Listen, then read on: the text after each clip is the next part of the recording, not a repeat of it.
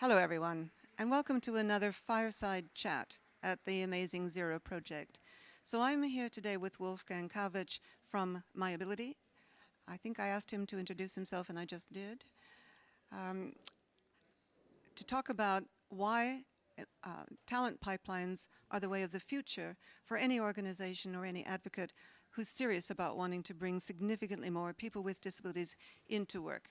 So I'm Susan Scott Parker with Business Disability International, and I'm an ambassador of the amazing Zero Project, as I was saying. And Wolfgang, please introduce yourself. Thank you, Susan. I'm very happy to be here. My name is Wolfgang Kowatsch. I'm one of the co-founders of MyAbility, and we are an organization that supports companies, especially in the German-speaking area in Europe, to become disability confident and to be more inclusive and accessible. Thank you. So, as you'll have seen, our theme today is talent pipelines. If I could just start by very quickly explaining what we mean, really. So, a talent pipeline is a pool of candidates that an employer already knows. They know that they are interested in working for them. They know they've been pre-screened in a sense. They've got the skills and the interests and the aspirations that the company is looking for. But they're talking about filling vacancies that come up in the future. All too often now, people with disabilities leave a training program and start looking for a job, and the employer is trying to quickly fill a vacancy they've got, and the individual is competing with 100 or 1,000 CVs, if you like, that come from perhaps we could call them more standard candidates. But with a talent pipeline, the employer goes back to a group of people with disabilities that they met while they were in a training program, while they were in internships or apprenticeships, and says, I've got a vacancy now, are you interested? And so they can restrict that competition pool to that group of people with disabilities that they already know. Why? Well, everywhere we go in the world, we get the same messages. It's too hard for the enlightened or well-intentioned employer to attract suitable disabled talent, and it's too hard for the individual with a disability to find the employer with the open mind, the ability to make the adjustments and be flexible, and bring them into the job as it emerges. So at one level, it just sounds simple, but what we're going to be talking about now is who needs to do what differently if we're to bring a stream of people with disabilities into talent pipelines that lead to work, rather than trying to place individuals one at a time. Wolfgang, does that make sense? And where do you start on this? Yeah, absolutely, Susan. And the reason why I am here and why I immediately agreed on joining you in this discussion is that I think that definitely talent pipelines will play and should play a bigger role in the future of hiring of people with disabilities. I just can, I've been observing the recruiting market now for more than 10 years, and what I have not seen yet is that the job market is very efficient and it is working very well. We have talked with many HR placement companies who were interested in the target group of people with disabilities, but none of them managed to set up a business model and become sustainably successful in supporting this. There is, of course, many initiatives, and many of them are working well, but I have not seen this efficiency of the job market that you mentioned before. And what I also have not seen is that there is public services that in the long run cover exactly what you have been describing. There's very important support for companies and also job seekers for disabilities from the public side or from funded initiatives, but very often it's either a problem that they are very fragmented. You know, there's kind of in different we're not talking about countries, we are also talking about regions where these kind of initiatives work completely differently, which makes them very fragmented and sometimes not very efficient. And on the other hand, in many cases, the understanding for the business needs or for the future skill demands is not in place. So a lot of energy goes into there, a lot of good people working there, a lot of successes happen. But I think if we want to think this long-term and strategic, talent pipelines will play a very important role. And that's why I fully agree what you have said, Susan. Well, for me, of course, the question is, what's going on now? And all too often, what we see is funders are funding little projects that are kind of dropped into a job market and are trying to, educate employers as though somehow employers have the power to just transform what's going on. which they can only do a little bit of. And they're not actually requiring training programs to bring employers in such a way that the employers meet people with disabilities while they're in training, get to know them, perhaps get involved in their soft skills training. And so what we've seen with a program in Nairobi, funded by GIZ, amongst other funders, and a partnership between local employers like Safaricom and Sightsavers and the training program, is that this Bridge Academy is getting 94% of their graduates are acquiring the digital skills that are in demand, not the skills that somebody thought disabled people should get, like, I don't know, woodworking. They're getting the skills that are in demand, and they are connecting with employers in the training so that 3 or 4 months down the road, the employers are saying, yes, I'm really interested in bringing you in as an intern or an apprentice, or I'm interested in mentoring this individual to help them to find jobs perhaps in my business, but perhaps in businesses around me. I think we all know that the research all shows that learning on the job is a much more powerful pathway into work for people with disabilities, in fact you could argue for any of us, than trying to learn digital skills in an institution over here and then make this huge jump into employment. So when you look at what MyAbility's been up to, and I know we're talking in more detail on Friday about your program, where do you see the opportunities for this transition as people are going through training and then trying to make their way into jobs, which is what the talent pipeline model is all about? Yeah, I think the transition is happening right now. It's just also a question of the pain point. No, when employers are desperately looking for talent, no matter who it is, there will be more resources and more effort dedicated to new solutions. And I think that's exactly what's happening now, and we'll see how the trend will go on in the future. I'm very conscious that it will stay like this. So the trend is there, the dynamics is there. And also because this kind of short-term thinking of I have a position to cover right now, and ideally it's a person with exactly those skills with a disability or even with a certain disability, doesn't work anymore. Maybe it's never worked, but I think it's now even more in the heads of employers that this is not a long-term thing. So yes, to work on a talent pipeline is an effort. I think it's a question of cooperation. You cannot just post a job and wait for the applicants. You need to have cooperations with training providers or service providers who help you.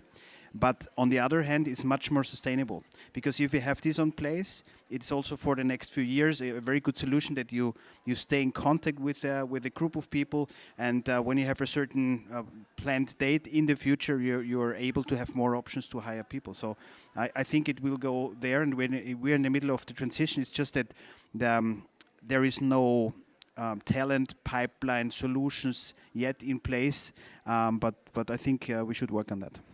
Well, one of the things I find encouraging is that funders like GIZ are starting to say, we don't want to fund people to get training. We want the training to lead to work. And we want evidence that you're actually connecting with employers so that you ensure the skills the individuals acquire are what employers are looking for, that you involve employers in the design of your programs, that you involve them in such a way that they actually meet the individuals and give the individuals a chance to say, well, actually, I don't want to work for a bank, but I'm really interested in your retail outfit. So you build the confidence on both sides of the table. You build the confidence of the job seekers that they will have an opportunity to move in gradually into the world of work, rather than in that scary fashion that, you know, looking for a job when you're not sure, you don't know the company, you don't understand what the job really requires. And you're building the confidence of the employer that, oh, actually, I had these strange ideas about people with disabilities, but I've just met 30 of these really interesting students at this academy in Nairobi. I thought you said we were talking about disabled people. I'm looking at some people that could just come in here and do the job. So the essence of this for me is that everybody needs to change what's going on in the job market. You can't change that system if you only focus on the employer. Training providers need to do things differently. Funders need to measure training providers by different criteria. And employers, of course, need to get more creative. I mean, I can't resist pointing out that the recent Gartner research is saying, as they look across the business community, 30 to 34% of people who join a company are gone in 90 days. So it's in the interests of the business to do a better job of recruitment. And that's what we're helping them to do. Because if you get to know your job seekers before you put them through some arbitrary process, you've got a much better understanding of what they need from you and what you need from them. And so you get a much better job match, which means they're less likely to walk out the door in that magic 90 days. So as you're looking at funders, have you got some thoughts in particular about what the people with the money and the governments and the foundations and so on, what they could be doing differently? Like, I think one crucial element of deciding whether to fund the talent pipeline project or not is whether there is a strong interaction with people with disabilities themselves. It should not be a trainings program being designed in theory or in a room where there's only training providers in there. It's definitely necessary to open this up and to make possible that the talents with disabilities looking for jobs can contribute to creating this program. A second thing is that it's also very relevant to confirm that the skills that are being built up in these programs are demanded strongly by the market. So it should be definitely skills that are relevant for the future and where there's a rising need. And the third is also very important. I also think that employers should be involved in this. So they should also be on the table. Doesn't help when only training providers think that this or that should happen. It's also very relevant to confirm that this pays into the future strategies of these companies who partly fund this program. So when all these people are taking part, I think this is a huge success criteria which should be relevant for funders. And of course, I'd be urging funders to give these training programs, whatever they might be, any kind of skills, the funding they need to actually build their relationships with business, to build their business confidence, so they understand how meeting the needs of business makes it easier for people with disabilities to gain jobs, livelihoods, and careers. I would also, of course, be saying to funders that this is a real opportunity to say we need to challenge the low expectations of both business and people with disabilities. We see government programs, there was one recently in the UK, where the government actually put out a message saying, we funded this $7 billion and we expect 30% of people with autism who go through this program to get a job. So if you've got a brother with autism, you want to go to a program that has a 70% expectation of failure? And there was nothing in that funding proposition that said, and we insist that the people who get the money are working closely with employers in a way that actually meets their needs and expectations as well as the job seeker. We have to get the two lined up. So I would like funders to say there has to be at least a 50-50 chance of people going through this program getting a job. Is 50-50 so outrageous? I would have thought a 50-50 chance would be the kind of least that we should be offering individuals. But I'll say it one more time. Funders could require evidence that employers are actively involved, as you were just saying, Wolfgang, that they've got services and supports for the managers while they're offering internships or mentoring, and that they can demonstrate that they've got a better balance in that job market between the demand for disabled talent and the supply. Anything you want to add as we close? Yeah, maybe just two elements that are also very important. One is, what should training providers pay attention to? And there's just this one thought. First is they should guarantee that they're funded well, because the first years will be more costly than the long-term perspective.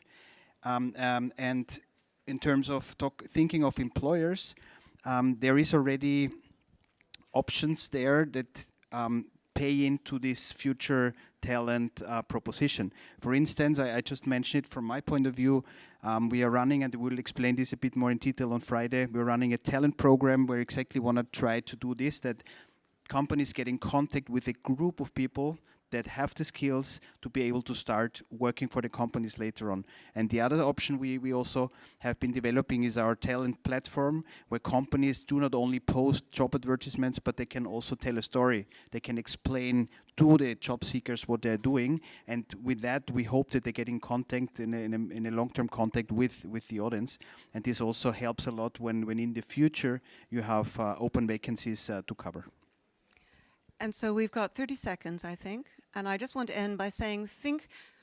bringing numbers of people with disabilities into talent pipelines as opposed to one job placement at a time, which is such an inefficient way for a job market to work.